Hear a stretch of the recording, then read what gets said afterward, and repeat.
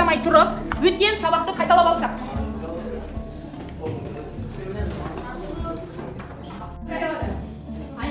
Айқап, дұрыс.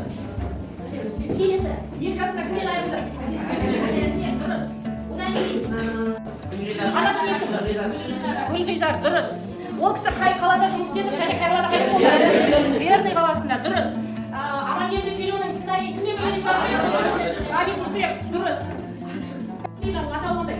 Қайдан басталады? 30 жылы жариялаған поэмасы. Көш, жақсы. Есенбек түспей қалған шығар. Қай облыста дүниеге келді? Қостанай, дұрыс. Қай түрмеде қайтыс болды? Дұрыс. Ол кісінің қаражайдың нешесінде дүниеге келді? Дұрыс. Шығармасының атауы өте масалы, өтірікке бәйге. Келесі, алғашқы шығармаларын қай жанрда жазды? Дұрыс айтасыз. Қазақ әдебиет газетінде кім болып істеді? Редактор болып істеді. 30 жылдар қарсы. Ол 16-19 жылдар немен айналысты? Ұстаздықпен айналысты. Дұрыс.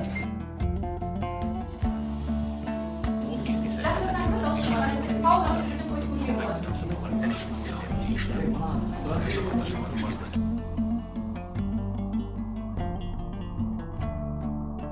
Ана жерден көріп, білесіздер ғой, басталуы, дамуы, байланысуы, барлығын бірінші шарттаушы еді ғой,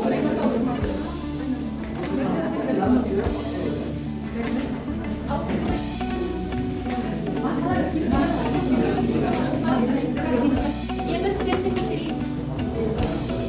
Міне, қай жерлерде қателік көрінді, соны көріп алыңыздар, қайтадан жасайсыздар.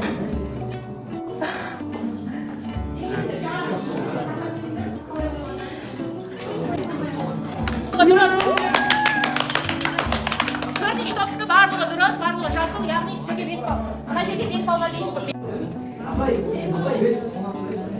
Сіздерде де 3 балл балар, үшеуі ғана дұрыс, үшеуін белгілеп қойыңыздар. Әркім өзінің атын жазсын. 5 балл. Мына бесеуі көрсетсе, әркім өзінің алдына алып отырсын, ақша өздерін.